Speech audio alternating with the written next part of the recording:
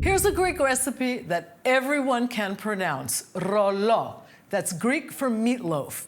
This is a very unusual meatloaf wrapped in grape leaves and chock full of vegetables, and it's one of the classics of what we like to call yaya cuisine. That's Greek for grandma. So let's get started. The first thing I'm gonna do is get some vegetables ready. Carrot and zucchini both go into this meatloaf. The reason we add carrot, zucchini, and a few other vegetables to the meatloaf isn't only for flavor and for extra nutrition, but it's also to add moisture. This recipe brings back so many childhood memories because my mom used to make for us on Sundays. It was a ritual almost. It was an incredible step-by-step process that included not wasting even the cord she used to tie it. I want to get my vegetables sautéed, so a little bit of olive oil.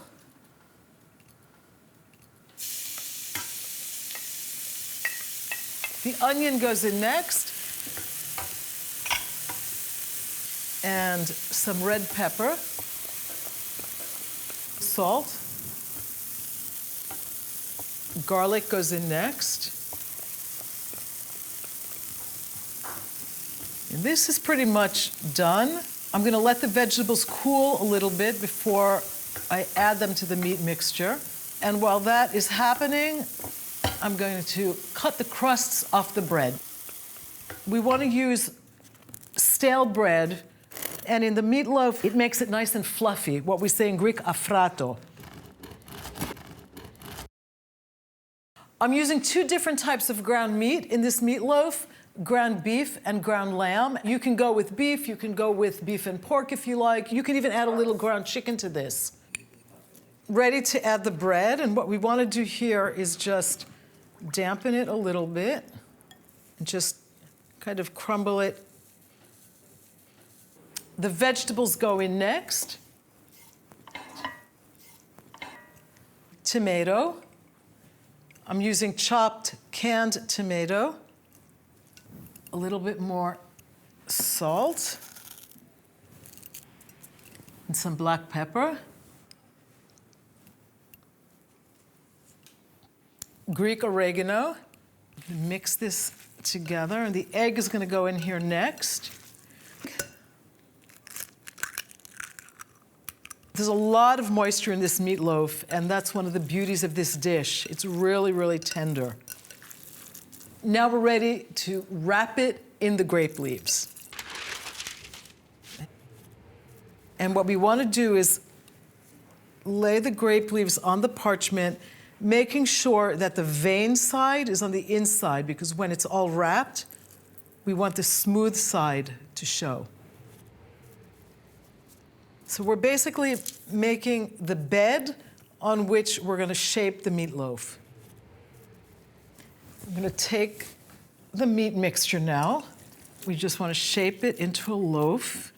So you just want to make sure the meat mixture is nice and compact. We want to get a couple of leaves over the top. Now I'm going to wrap it. So this is just wrapping around. And doing it on the parchment will make it a little bit easier to lift into the baking pan. Swaddled like a baby. Just a little bit of olive oil over the surface. A touch of white wine just to keep this moist. I'm going to bake this at 350 for about an hour. And about halfway through, remove the aluminum foil so that the grape leaves get a little bit of a char on them.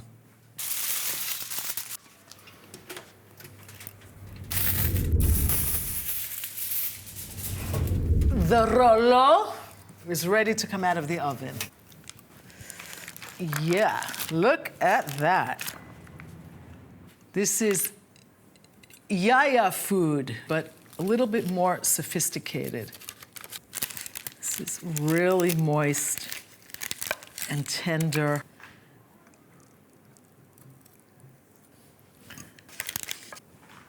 I am totally ready to taste this.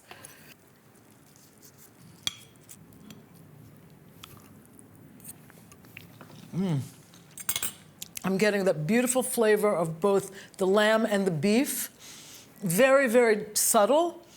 The vegetables are coming through nice and clear too, especially the carrot and the tomato. The zucchini has kind of melted into the meat mixture, and the grape leaves have given this meatloaf a whole new dimension. This calls for a nice red wine, and I've chosen a lesser-known Greek red variety called Liatiko from the island of Crete. Reminds me a little bit of a northern Italian Barbera or a Sicilian Frappato. So if you like those sorts of reds, I think you'll like the Liatiko. And it goes beautifully with the red protein in here, but also with the vegetables and that herbal quality and the grape leaves. So cheers to all the yayas in the world who make delicious rollo. Enjoy.